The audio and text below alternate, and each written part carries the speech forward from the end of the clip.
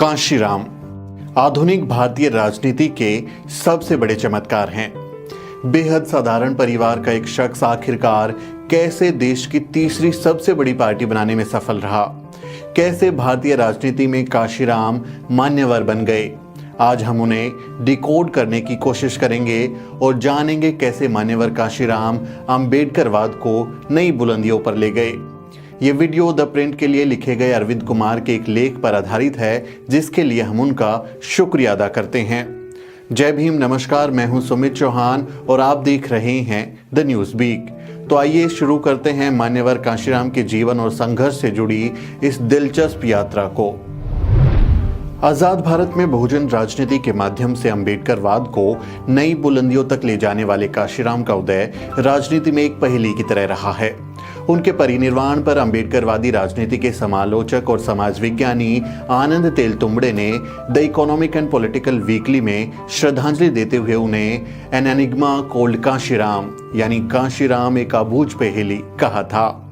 तेलतुंबड़े ने कांशीराम को अनिग्मा इसलिए कहा था क्योंकि उन्होंने सतह से उठते हुए मात्र चंद साल में दलितों और वंचितों की न केवल एक राष्ट्रीय पार्टी खड़ी कर दी, बल्कि देश के सबसे बड़े राज्य यूपी में अपनी पार्टी की सरकार भी बना दी।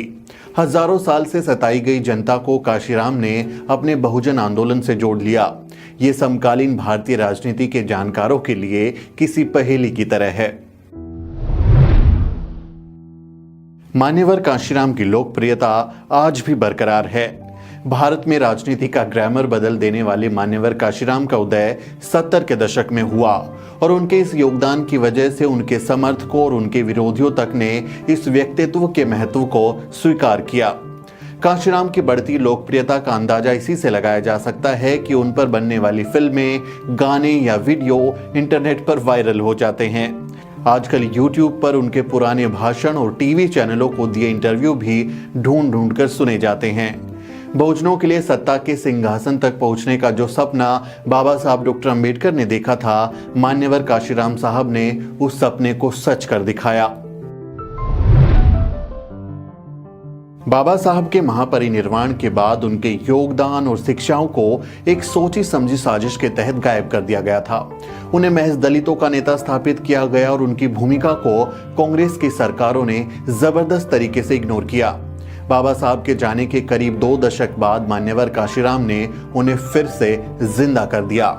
उन्होंने न सिर्फ अंबेडकरवाद को जन जन तक पहुंचाया, बल्कि बहुजनों के लिए अपने बलबूते सरकार बनाने जैसा चमत्कार कर दिखाया। आज बच्चे बच्चे की जबान पर जय भीम का जो नारा सुनाई देता है, वो सिर्फ और सिर्फ मान्यवर कांशीराम साहब की वजह से ही है।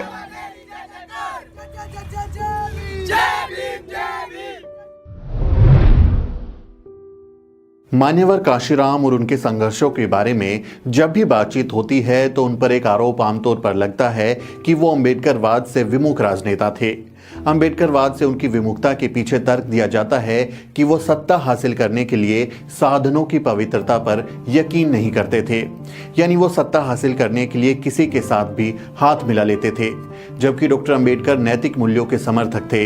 इन्हीं आरोपों की वजह से कांशीराम की पार्टी बीएसपी को पोस्ट अंबेडकराइट यानी अंबेडकरवाद से बाद की पार्टी कहा गया और उनकी विचारधारा को कुछ लोगों ने कांशीरामवाद नाम दिया। कांशीराम के जीवन संघर्ष पर लिखने वाले अभय कुमार दुबे, सतनाम सिंह, एच.एल. दुसाद, बद्री नारायण आदि लेखकों ने उनकी विचारधारा पर थोड़ा बहुत प्रकाश डाला है। लेकिन इस बीच अभी हाल ही में A.R. अकेला ने कांशीराम द्वारा प्रकाशित की गई पत्र पत्रिकाओं से उनके संपादकीय लेखों और साक्षात्कारों को हिंदी में अनुवाद करके कई खंडों में प्रकाशित करवाया है, जो कि कांशीराम के विचारों को समग्र रूप से समझने में काफी मदद करती है। मान्यवर कांशीराम के संपादकीय लेखों को पढ़ने से पता चलता है कि शुरुआती दिनों से ही उन पर अंबेडकरवाद से विमुख होने के आरोप लगते रहे थे। उन पर यह आरोप ज्यादातर आरपीआई और दलित पैंथर के लोग लगाते थे। अपने लेखों में वो समय समय पर इस आरोप का जवाब भी देते रहते थे। उनका मानना था कि जिनकी वजह से अंबेडकरवादी आंदोलन कमजोर हुआ है, वो लोग नहीं चाहते कि अंबेडकरवाद पुनर्जीवित हो, क्योंकि अगर ऐसा हुआ तो जनता के बीच उन्हें अपनी असफलता का हिसाब देना पड़ेगा। द ऑप्रेस्ड इंडियन के अपने संपादकीय लेखों में कांशीराम जगह जगह ये उद्धृत करते हैं कि कैसे उनका आंदोलन डॉक्टर अंबेडकर का ही आंदोलन है और कैसे वो इसे दीर्घायु करने के काम कर रहे हैं। इस विषय पर उनका सबसे अहम लेख अप्रैल 1989 में प्रकाशित हुआ था, जिसमें उन्होंने अपने विचार की आंदोलन से जुड़े निम्न पहलुओं के तौर पर चर्चा की, जो कि उनके अनुसार डॉक्टर अंबेडकर से ही उन्होंने सीखा था। अंबेडकरवाद की परिभाषा।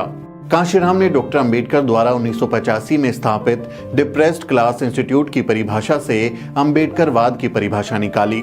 डॉक्टर अंबेडकर के अनुसार depressed classes institute depressed classes के लोगों का संगठन है, जो डिप्रेस्ड क्लासेस के हितों के लिए और डिप्रेस्ड क्लासेस के लोगों द्वारा चलाया जाता है। संस्थान का उद्देश्य उन्हें वर्तमान दबी कुचली स्थिति से निकालकर एक ऐसी स्थिति में पहुंचाना है जहां उनको सामाजिक और राजनीतिक समानता मिल सके और उनके आर्थिक कल्याण में इजाफा हो। इस प्रकार कांशीराम के नजरिए से अंबेडकरवाद को देखें तो किसी भी संगठन या फिर संस्थान को अंबेडकरवादी तभी कहा जा सकता है जब ये पता हो कि उसका उद्देश्य क्या है, किसके लिए काम कर रहा है और कौन चला रहा है उस संगठन को और किसके पैसे से वो संगठन चल रहा है। ऐसा इसलिए भी जरूरी है कि अंबेडकरवादी विचारधारा जातिगत गुलामी के खिलाफ आंदोलन है, जो कि बिना आत्मविश्वास, आत्मसम्मान, आत्मनिर्भरता और स्वाभिमान का निर्माण किए संभव नहीं है। संगठन, संस्थान निर्माण किसी भी व्यक्ति या समाज में आत्मविश्वास पैदा करता है, क्योंकि उससे उस समाज व्यक्ति को पता चलता है कि वह कुछ भी कर सकता है। आत्मविश्वास व्यक्ति में आत्मसम्मान पैदा करता है और आत्मसम्मान यानी सेल्फ रिस्पेक्ट का मतलब है कि अपने सकारात्मक कार्य की वजह से खुद का सम्मान करना। स्वाभिमान का मतलब है कि व्यक्ति अपने द्वारा चुने हुए कार्य करे और लोग उसी कार्य के हिसाब से उसका सम्मान भी करें। स्वाभिमान की भावना गुलामी के खिलाफ एक सतत संघर्ष के लिए बेहद जरूरी है। कांशीराम के मुताबिक अंबेडकरवादी आंदोलन को आत्मनिर्भरता हासिल करने के लिए अपने संसाधन और संचार माध्यम यानी समाचार चैनल और संस्थान और ऐसे संगठन स्थापित करने चाहिए। कांशीराम की दी हुई अंबेडकरवाद की ये परिभाषा आज बहुत ही अहम हो जाती है, क्योंकि आजकल आए दिन बाबा साहब अंबेडकर के नाम पर कोई ना कोई संगठन बनते रहते हैं। आंदोलन की गतिशीलता। अंबेडकरवाद को पुनर्जीवित करने और उसको गतिमान बनाए रखने के लिए मान्यवर कांशीराम साहब शोधार्थियों से अंबेडकरवाद पर अपना सैद्धांतिक ज्ञान और सामाजिक कार्यकर्ताओं से अपना व्यवहारिक ज्ञान साझा करने की अपील करते हैं। उनके मुताबिक अंबेडकरवाद तभी गतिमान रह सकता है जब वो बिना अपनी मूल भावना मिटाए समय के साथ साथ अपने अंदर कुछ बदलाव कर ले। इसके लिए वो बाबा साहब द्वारा सूचनाओं के आदान प्रदान के लिए समय समय पर शुरू की गई पत्र पत्रिकाओं जैसे मूक नायक 1920, बहिष्कृत भारत 1927, जनता 1930, समता और प्रबुद्ध भारत 1955 का उदाहरण देते हैं और अपने द्वारा शुरू किए गए द ऑप्रेस्ड इंडियन, बहुजन नायक और बहुजन टाइम्स आदि का हवाला भी देते हैं। इसी तरीके से बाबा साहब ने अपने जीवन काल में अलग अलग कार्यों के लिए विभिन्न संगठन भी बनाए। जैसे 1925 में उन्होंने बहिष्कृत हितकारिणी सभा बनाई, 1936 में इंडिपेंडेंट लेबर पार्टी बनाई और 1942 में all India schedule caste federation बनाई। 1956 में उन्होंने रिपब्लिकन पार्टी ऑफ इंडिया की संकल्पना की। साथ ही बाबा साहब ने सिद्धार्थ कॉलेज और मिलिंद कॉलेज की भी स्थापना की। मान्यवर कांशीराम के मुताबिक उन्होंने बाबा साहब से ही प्रेरणा लेकर जरूरत के मुताबिक BAMCEF, Buddhist research centre, DS4 और BSP बनाई। नकारात्मकता को हटाकर नई ऊर्जा का प्रवाह करना। कांशीराम साहब के अनुसार आंदोलन में लगातार मिल रही असफलता, हताशा और नकारात्मकता का माहौल पैदा करती है, जिससे कि समाज में भय और निराशा बढ़ जाती है और ऐसी स्थिति यथास्थितिवाद को भी जन्म देती है, यानी जैसा चल रहा है वैसा चलने देने वाली मानसिकता, जहां लोग अपनी क्षमता पर ही शक करना शुरू कर देते हैं। इसके मुताबिक RPI और दलित पैंथर की असफलता का यही परिणाम हुआ। इसके उदाहरण के तौर पर वो बाबा साहब के धर्मांतरण की रजत जयंती पर 14 अक्टूबर 1975 को नागपुर में हुए बौद्ध सम्मेलन में पास हुए प्रस्ताव को देते हैं, जिसमें कहा गया है कि सरकार और दूसरे लोगों को हमें उठाना चाहिए, नहीं तो हम कभी उठ नहीं पाएंगे। कांशीराम के अनुसार यह प्रस्ताव अंबेडकर के 14 अक्टूबर 1956 के दृष्टिकोण से साफ अलग था, क्योंकि तब यह कहा गया था कि हम स्वयं को उठाएंगे, हम मानवता को उठाएंगे। चहुं ओर आई असफलता से उपजी निराशा को समाप्त करने के लिए उन्होंने चलता फिरता अंबेडकर मेला, साइकिल मार्च, जेल भरो आंदोलन, जन संसद आदि आयोजित किए। अपने आंदोलन को आत्मनिर्भर बनने के लिए पे बैक टू सोसाइटी की अवधारणा पर भी जोर दिया। समाज में नकारात्मकता फैलाने वाले नेताओं को चिन्हित करने के लिए उन्होंने चमचा युग जैसी किताब लिखी, क्योंकि उनके मुताबिक आरक्षित सीटों से चुनकर आने वाले नेता अपने समाज की आवाज न बनकर अपने मालिकों और पार्टी की आवाज बन गए हैं। उन्होंने ऐसे नेताओं के खिलाफ जागरूकता फैलाने के लिए पूना पैक्ट के खिलाफ धिक्कार दिवस मनाया, लेकिन इससे आंदोलन में कोई नकारात्मकता ना फैले, इसके लिए सेपरेट इलेक्टोरेट यानी अलग चुनाव क्षेत्र की अपनी मांग छोड़ दी। नवंबर 1982 के अपने संपादकीय लेख में उन्होंने इसके व्यापक कारण भी बताए हैं।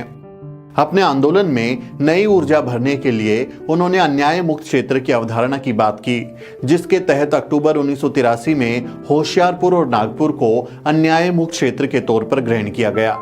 इसी कड़ी में उन्होंने जापान में बुराकू लिबरेशन रिसर्च इंस्टीट्यूट द्वारा दिसंबर 1983 में आयोजित भेदभाव के विरुद्ध अंतर्राष्ट्रीय सम्मेलन में भी शिरकत की और ऐसा ही सम्मेलन भारत में करने के बारे में सोचने के साथ साथ अपने समर्थकों से अनुरोध किया कि दुनिया भर में जहां कहीं भी भेदभाव के खिलाफ संघर्ष हो रहा हो उसके पक्ष में खड़े हों, ताकि भविष्य में उनके हितों की सुरक्षा हो सके।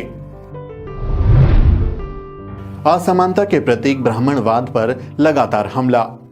मान्यवर कांशीराम साहब ब्राह्मणवाद को भारत में जातिवाद की नींव मानते थे, इसलिए वो उसके प्रतीकों को ध्वस्त करने के लिए हमेशा संघर्ष करते रहे। मिसाल के तौर पर उन्होंने पूना को हमेशा ही अपने आंदोलन का केंद्र बनाकर रखा, क्योंकि पूना से ही पेशवा शासन की शुरुआत हुई थी। अपने लेखों में वो गाय को आगे करके की जाने वाली राजनीति से लेकर सांप्रदायिक दंगों में दलितों की सहभागिता पर भी आगाह करते रहते थे।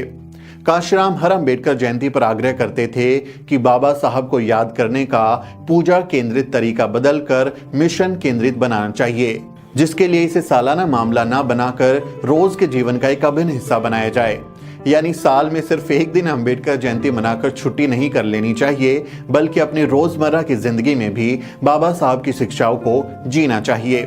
ब्राह्मणवाद के प्रतीक चिन्हों के ही बहिष्कार के तौर पर उन्होंने भगवान बुद्ध के बहुजन हिताय बहुजन सुखाय को अपने आंदोलन का मुख्य ध्येय बनाया। आंदोलन को आयामों पर अलग अलग लड़ना। मान्यवर कांशीराम के मुताबिक डॉक्टर अंबेडकर के बाद अंबेडकरवादी आंदोलन के असफल होने का एक बड़ा कारण उनके अनुयायियों द्वारा आंदोलन के सामाजिक, राजनीतिक और धार्मिक आयामों को एक दूसरे से मिला देना था। उनके मुताबिक खुद बाबा साहब अपने जीवन काल में इससे बचते रहे। इसके उदाहरण स्वरूप वो बाबा साहब के लखनऊ में दिए किसी भाषण को उद्धृत करते थे, जहां वो कहते हैं कि जिनकी आवश्यकता एक है, उन्हें एक दूसरे के साथ जुड़ जाना चाहिए। मान्यवर कांशीराम ने कहा कि वो अपने जीवन काल में आंदोलन के विभिन्न आयामों को एक दूसरे में मिलाने की गलती कभी नहीं करेंगे।